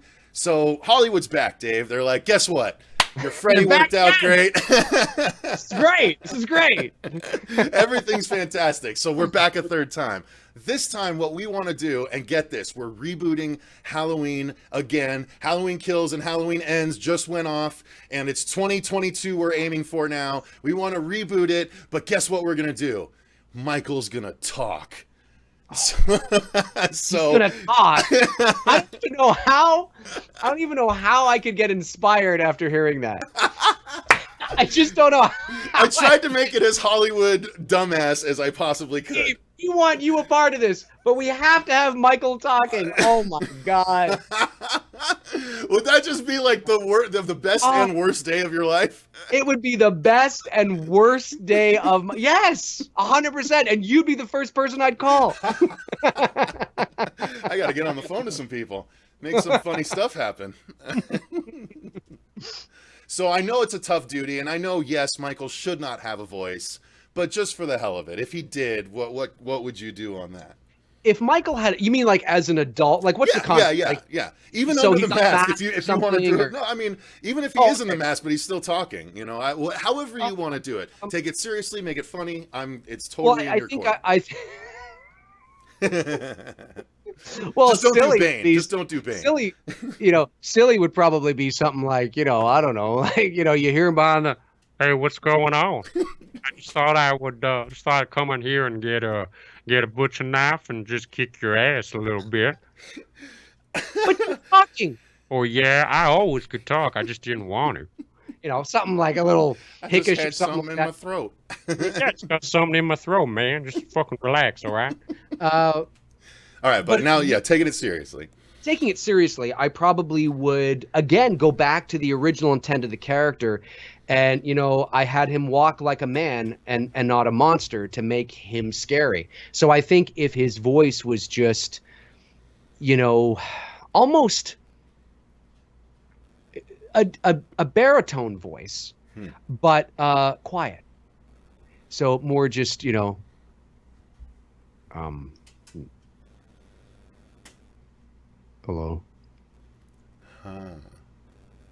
Hello. No. Yes. Just something like that, where it's almost you can almost feel the pain behind the voice. Dude, the minimalism behind that is actually really affecting, though. Yeah. Like, that's really good, because it's like, so it's almost like it almost is the same Michael Myers, except he's now struggling to try and actually communicate. Right. Because he wouldn't been able to put words together. So I think, and I think that to have him sound, to give him a bit of masculinity in the voice, so a natural baritone, not James Earl Jones, but a deeper sort of voice helps psychologically with the viewer of the presence of the character. So you don't want to have sort of a higher voice. I don't mean like, hey, what's going on, but just like a higher voice, because it would distract from the character that we know. So having it deep, you're already, even though he should never talk, you already are ahead of the game because you have a deep voice, right? And that aligns with power, authority, right? You know what I mean? And then you have it subdued and subtle, and like you said, almost as if he doesn't know how to speak.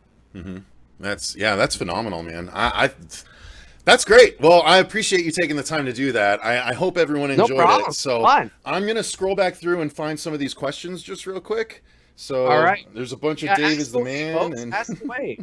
Ask away. I see a few people in the chat room that are regular viewers of mine as well. Yeah, Oh my God, there's so many people to shout out. Anthropomorphic Fiend, Sean Urshan, Echelon 7 The Dark. Fiend. I love that name. Corey Novak, Noah Haney, Sarah Counts. Welcome back, Sarah. Thank you for joining back up. Theory of Everything. Joe E, Robert Duell. Oh my gosh, there's so many people. Destination Station. I like that Destination Station. I love that. Reverend Moses. Wow, that's doubling down. I should create a channel and call it In the Meantime and In Between Time. There you go. Absolutely. I'm a rhyming fan, so I'm about it. Ghostbusters Man, Reviews from Beyond. Okay, so let me see if what about My Bloody Valentine was also Canadian, and trying to get to them questions.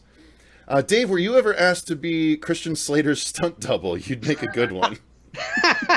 I've never, ever.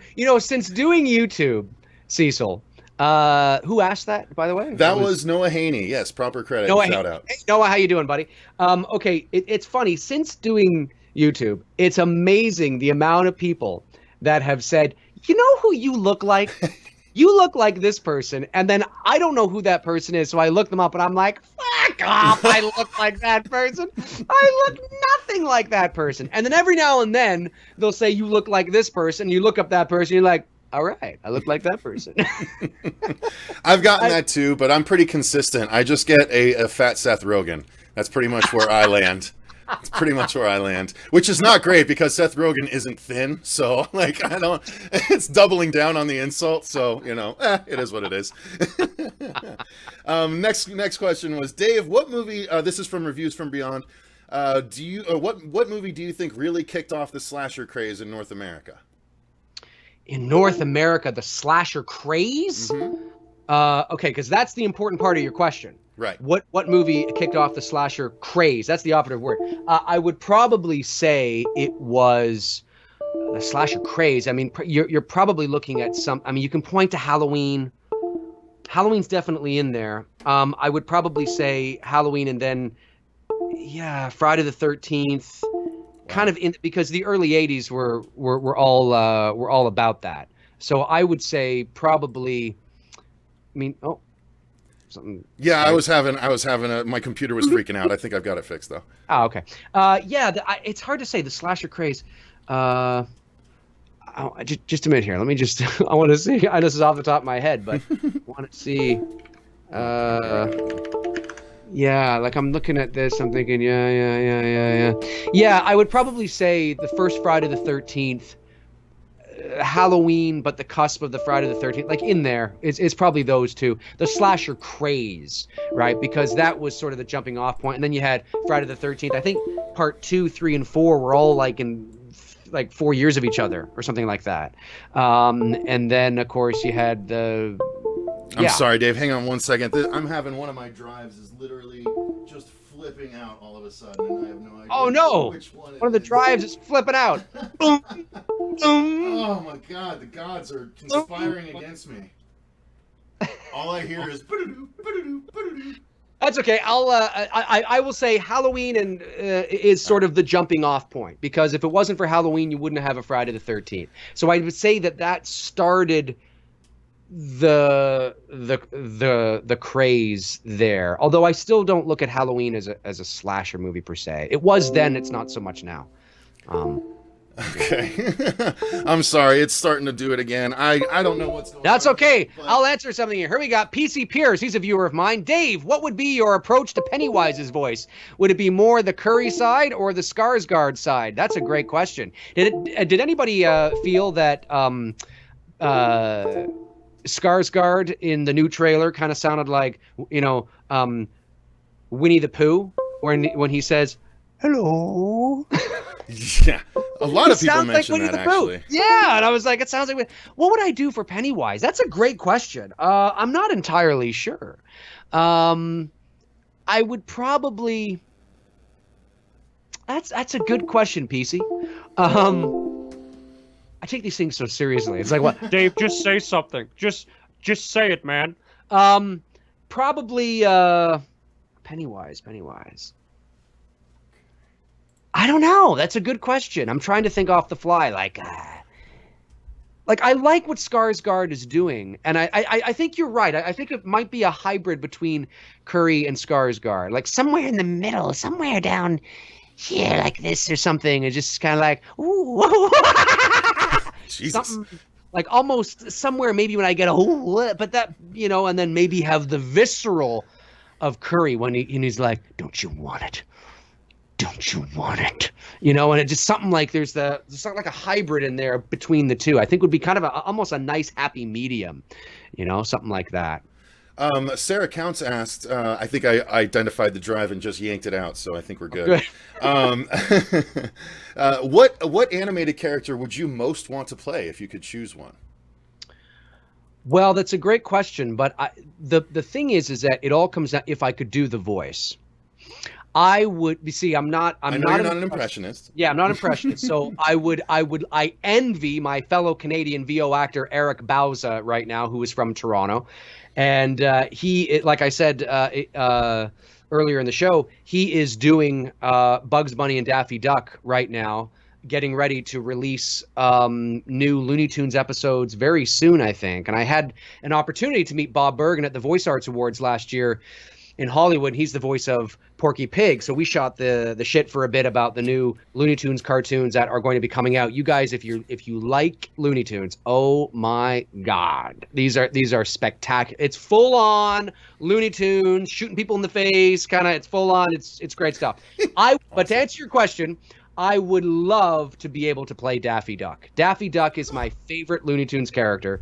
He's like me. It's just the way his sarcasm, and every time we'll watch like a Looney Tunes thing, I'm just like, it's exactly what I would do. So unfortunately I can't do the Daffy Duck voice, but my fellow Canadian VO guy Eric Bauza can, and he's knocking it out of the park right now. He's fucking amazing at it. Fair enough. Sarah follows up with, have you ever done any cosplay outside of your Michael Myers? No. Okay. I have not. Okay. I have not. No, I'm not a big cosplayer. When I've been to the big convention here in Toronto is Fan Expo, and it's actually coming up at the end of this month, and it's one of the biggest in North America. It's I think they got about 200,000 people over the 3 or 4 days. Wow. So it's at the Metro Toronto Convention Center, right downtown, right by the CN Tower and the Dome where the Blue Jays play. Great location, and I go there. I try to go.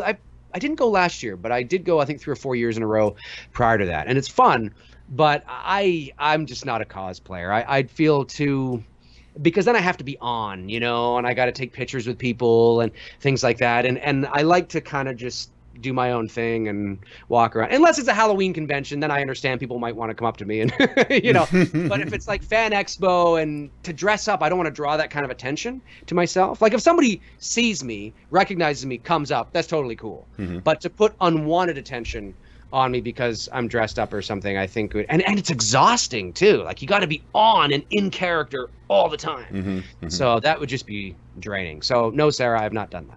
Fair enough. We had a question from the Film Addict. If you could work with one famous voice actor, if you had to choose one, who would that be? That's a great question too. Because there's so many different genres of voiceover. I exchanged emails with the late great Don LaFontaine, who is synonymous with the movie trailer In a World. Yep. And he passed away in 2008. I actually, when I was in Hollywood last year when we met, I actually went to the Hollywood Forever Cemetery there off of Sunset. I think it's Sunset.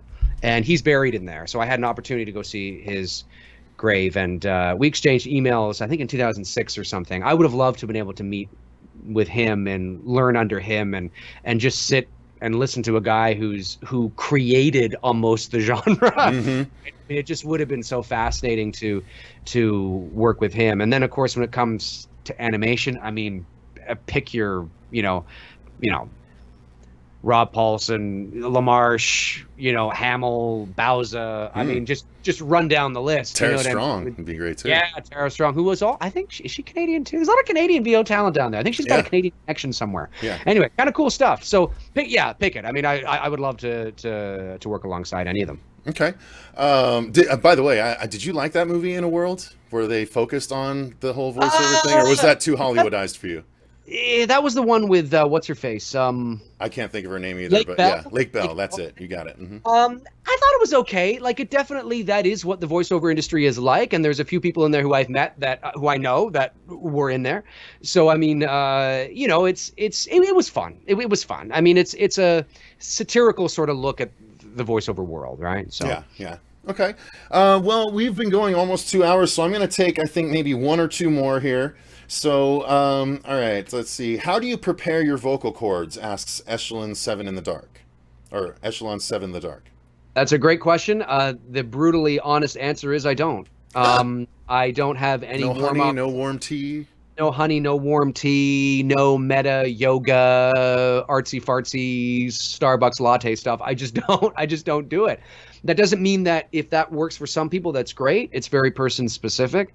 For me, the only thing I know is that I try not to do voiceovers like first thing when I get up, because obviously I need a bit of leeway to wake up, so I don't have what I affectionately call morning voice. You know how, like, when you call your buddy, hello, you just got up, didn't you? No, I've been up for a while. It's like, no, you haven't. No, you haven't. Because you got morning voice. My cat even gets morning meow. That's so scratchy. She'll be like, yeah, she will. She'll be like, and I'm like, you just got up. And then 5 minutes later, she's like, meow, meow. It's so awesome. So that is the only thing that I try not to do, is I try to have some cereal and, wake myself up for a bit. Oh, are we still on? I think so, yeah. Uh-oh. I can hear you. Can you not hear me? We're still there. Okay, good. Yeah. Yeah, I can hear you now. Okay. So yeah, that would be it. Is that I try to do that, and but no real sort of warm-ups. No. We'll do this one real quick because it's kind of funny. Sure. Doesn't have to be long. Teddy Brown asked, if the shark from Jaws had a voice, what would it sound like? It would sound like, "Hey guys, what's going on?" You know what's hilarious about that? Producer Dave and I, the guy that I co-created the channel with, we wrote a comic strip book where we created our own characters, where it's basically based on us and the 2 cats that we had when we were living together, who would constantly try and take over the household. But we had a pet shark. We had a pet shark named Bruce that we kept in an above-ground pool in the backyard. And it was a great like, and every time it's on panel, it's like trying to be very nice but trick people into the water.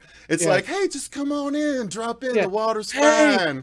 Hey, what's going on, Cecil? Come on in. Water's great, boys. Come on. Like, and it wasn't meant to be effeminate or anything. It was just it's just a really funny counter thing to what you'd expect. Exactly, because it's the contrast, right? So what's going on, Cecil? Get your Rudy Poo ass in here.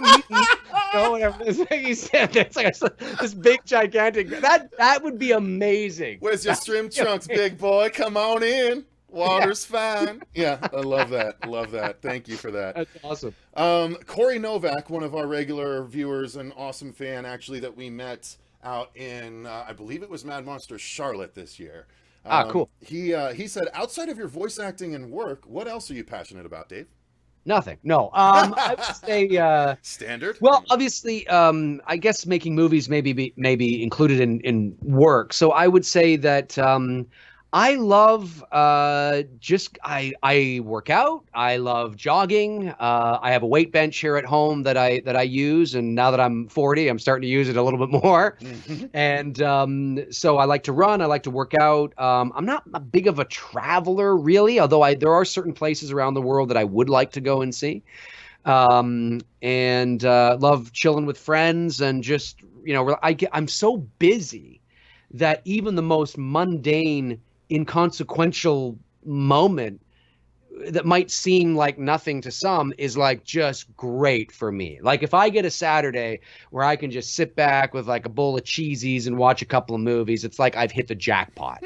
You know what I mean? Like I know it's not really romantic, a really romantic answer, but that's pretty. Yeah, I would say that's it. I'm not a complicated guy. Now I'm curious what cheesies are. Is that a Canadian thing?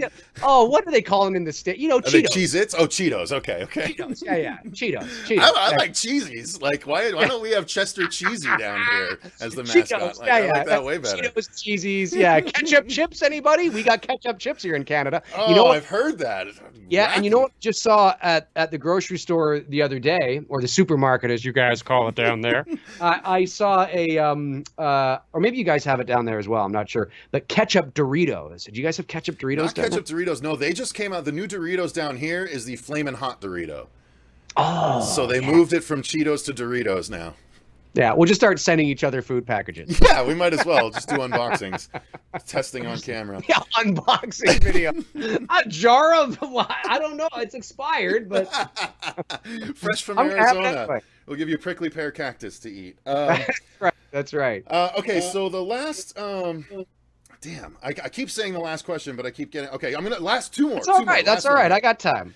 Mark McCatherine asks, Dave, what do you think of My Bloody Valentine? My Bloody Valentine. Was there a remake of that? There was. That one was the remake starred Jensen Ackles and was in 3D, which I actually loved. Oh, which? Let me just. I know the original.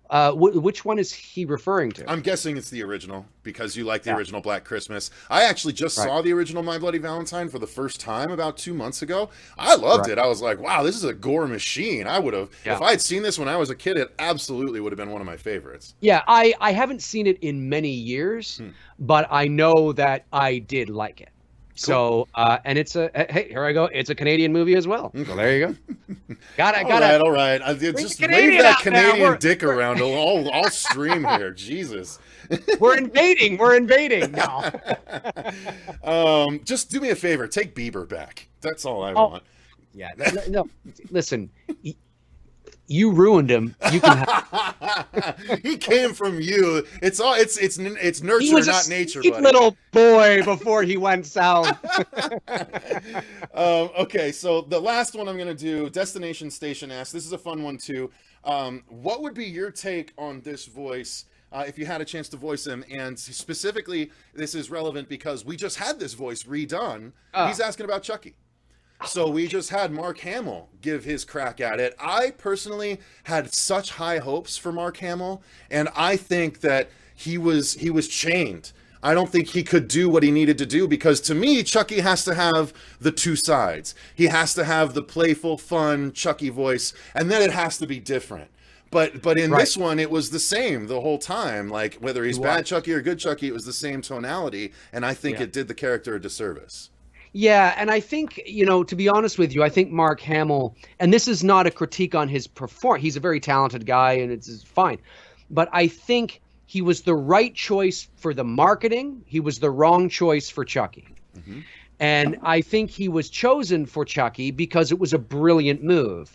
Because they knew they were behind the 8 ball.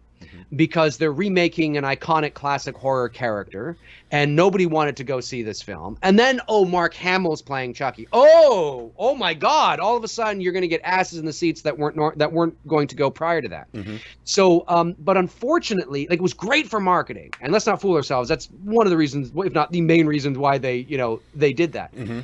And but notice they announced it so close to the release, right? There had to be a different Chucky beforehand. 100%. And I think it was, but I don't think he was the right Chucky for the job because his voice is just his natural speaking voice in the world of pop culture and fandom, not necessarily to my girlfriend, but to the world of pop culture and fandom is so recognizable. Just his speaking voice alone. So when I'm watching the movie, I just hear, when he gets quieter, I just hear Mark Hamill on, Jimmy Kimmel. I mean, that's what I hear. And then when he gets loud, and when he's being Chucky, a little bit of Joker coming in there. I was like, oh, Andy, what do you do? He didn't exactly do that, but it's that kind of thing that I'm hearing a bit. So, it's I just felt that maybe a less recognizable voice, equally as talented, would have done justice. And that's not my way of saying they should have come to me. They should, anybody that isn't necessarily in the pop culture as a visual actor. And I think now in terms of a voice that I would do, I think Cecil's right. I think that you gotta, but again, it comes down to the script, because if the script's not going to allow me to do that, I think I just would have brought a little more gravitas to it. You know, he did feel very off the shelf, which, you know, it's as a weird statement as that is, it felt that way. Well, and what's weird is that we must not forget that in the original Child's Play, the voice of the doll is a child's voice. You know, hi, I'm Chucky, and I'm your friend to the end. You know, whatever it is, right? And then Charles Lee Ray is, come on, Andy, what's going? Like he's now it's night and day. This Chucky in the new Child's Play is like an adult voice right off the shelf. It's weird. You know, it's kind of like, why does this doll have a 68-year-old man's voice? It just seems kind of weird. It's Mark Hamill's voice. So that was kind of strange. But I think, you know, Cecil's right. I think it's got to be somewhere like, maybe and he tried to do that. Like you did hear Hamill go, hey, what's going on, Andy? Like he tried to be kind of sweet. Are we having fun yet? Yeah. Yeah. Are we having fun yet? You know, you know what, to be honest with you, I probably would have gone the same route because it probably I would have been directed to do so. Now, maybe because I'm a younger actor, I would have been able to get younger and more youthful sounding better than Mark could do it, because Mark's older and he sounds like he's an older guy. Even when he tries to be young, he sounds like an older guy trying to be young. Maybe if I was doing it, hey, Andy, what's going on? You know, I could sound, maybe there's a bit of youth there. And then when I get kind of angry, you know, the contrast works better, perhaps. That's probably how I would have approached it. The specific voice, I'm not too sure though. Probably somewhere in the vein of that, you know, there's only, like somewhere in here. Hey, Andy, what are you doing? That works. I'm gonna kill you, bitch, and I'm gonna kill everything you've got. You know, something like that. Interesting. Wow. Okay. I actually like that take. That's pretty. That would be. See, that's actually different enough from Brad Dourif that I think it would fly. Honestly. Right, and it's not as recognizable as Mark Hamill. Right, and it has that difference. Right, and compared to, hey, what's going on, Andy? Yeah, has that that's contrast. Probably where I'd go with. Absolutely. Yeah. Okay, so let's see if any of the original have to say David, a couple of videos. Oh yeah, so someone else asked about your thoughts on us, but you talked about us on your channel, so someone told them that. Okay, last question. This is officially the last question, guys. Do you consider Keith David to be one of the best voice actors who also is a character actor? I think I think Keith. Well, it's hard to say one of the best, voice actor. I mean, he also has that very recognizable tone, though. Like if it's ever Keith David, oh, that's Keith David. Exactly. And there's not. I mean, I don't know. I'd have to brush up on my Keith David filmography. I don't know how versatile Keith David is. It's very Keith David every time. From when he did Spawn to when he's doing the president on Rick and Morty. It hasn't changed. The cat in Coraline. Yeah. The cat in Coraline. I think Keith David is very talented. And look, just because you might not be versatile doesn't necessarily mean that you're not good at what you do. You have to be good at what you do it and do it well. And Keith David does it well. He's got those pipes to obviously help. And do I think he's one of the best voice actors? I think he's a good voice actor. And I think I don't know if I would consider him one of the best of all time, but I would say that he's good and he's utilized mostly correctly. Like, it's like, oh, you know who would be good for this? Keith David. He's one of those actors, right? That you get him because he already utilizes something. You don't necessarily get him to go, okay, can you do this? Okay, now a little more of this, Keith. Okay, no, a little. That's probably not happening with him. It's probably all within the realm of his comfort zone, I would say. So he's one. It's like James Earl Jones. You don't get James Earl Jones in there and go, can you give me a little cat? That kind of, you don't do that. You get him for a very specific reason. I just want to hear James Earl Jones go, meow. Yeah, that'd be funny. Actually, it leads me to a good, maybe what'll be my final question then. as a voice actor, if you had to choose between these two paths, right? You have the Mark Hamill path where you become uber successful and crazy talented. Well, I mean, you're crazy talented, but you become uber successful and like crazy utilized to the point where your voice becomes de rigueur, like where everyone knows it's you. But people still hire you because you're you at that point. Or would you rather take the path where you still get constant work and it's variable work? It's not pigeonholed, but people don't really know you, but you still are a very successful and very working voice actor that can be a bit more of a chameleon than Mark Hamill would be. I would choose that one. Okay. I would choose that one because you have more control. I'm somebody that I like to have control over my life. And I think you have more control that way when you can be incredibly successful. You can enjoy the anonymity of being able to, like, for example, it was so weird when I was there in Hollywood when we met. I was out. I think it was the Monday or the Tuesday after the convention, the Halloween convention, and I was in Burbank. And my girlfriend and I were, because I was in Los Angeles there to do some VO work, but we also turned it into a vacation. So we hit like three birds with, one stone, right? Nice. So we were driving around. We left Hollywood, we went into Burbank. I don't know why we were over there, but anyway, so we're in this parking lot. We park and we're starving. So we see a Wendy's. And we're like, let's just get a burger and fries. So we're walking across this parking lot. It's probably about, 6:30, 7 o'clock in the evening. So the sun is just beginning to set. And I hear behind me, Dave MCRAE. And I'm like, and my girlfriend's like, what the fuck? It's some guy who watches my channel, who recognizes me, like at the Halloween convention, like when you came up to me or when everybody else, that was, I expected that being at a Halloween-centric convention. Mm-hmm. But in the middle of Burbank, I almost didn't know how to respond. It was very strange. It's never happened to me before, because even though many of you have heard my voice probably 1,000 times, you would never know my face. Mm-hmm. So I really enjoy that anonymity. I enjoy doing what I do for the art, for the, and that's what I would choose, because it's almost strange. I don't know if you would ever truly get used to it. Mm-hmm. Fair enough. Just another down-to-earth answer from a down-to-earth dude that everyone seems to appreciate when they watch his work. So not everybody. Well, that's true. Everyone's got their trolls. That's definitely true.